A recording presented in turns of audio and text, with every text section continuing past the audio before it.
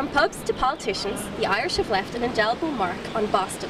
And with the rain we're getting here today, we might as well be in Dublin.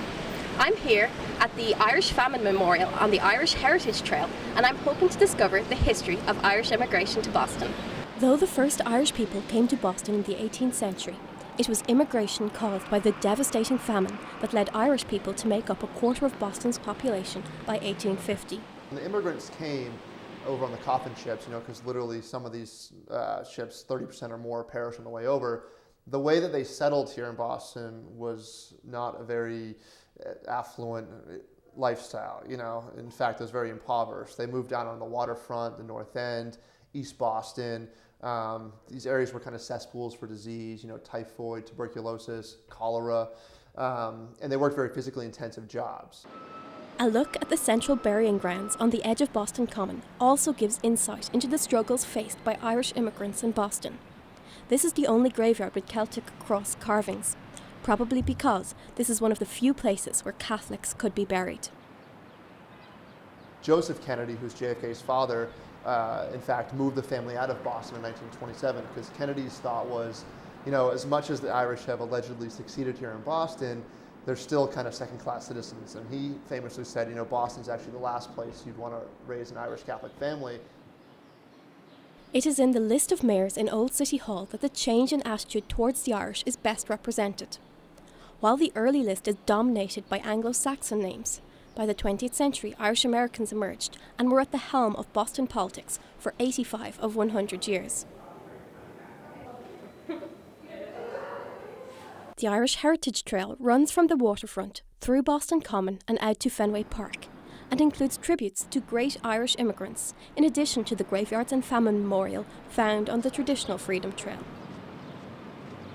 And it of course features one of Ireland and Boston's favourite sons. And the JFK statue, of course. People like sort of seeing this culmination of the story in a guy actually becoming president of the United States. Not far from the Heritage Trail is the Irish International Immigrant Centre, which plays a key role in the lives of immigrants today.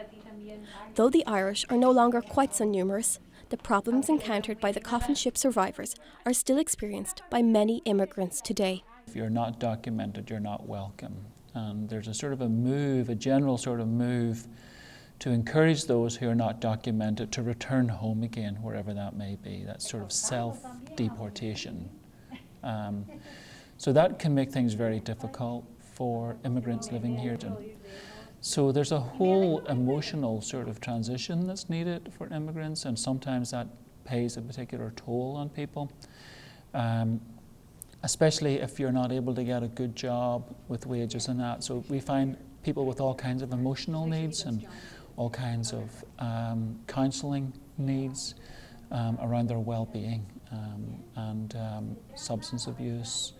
Sometimes suicide is the only way out for those that don't have any hope, and we've seen a real increase in that in recent years.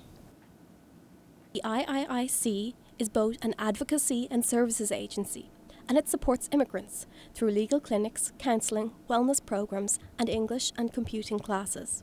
A big part of our work is advocating for a fair and just society, a welcoming society for immigrants, and we are constantly at the city level, at the state level, and at the federal level lobbying and advocating for legislation that's fair and where everyone can be trusted with dignity and respect, and that's a big part of what we do. Founded in 1993 by a group of Irish immigrants, today the centre has broadened its reach so that it now helps people from more than 120 countries. Reporting for NewsDay, I'm Emily Lynch.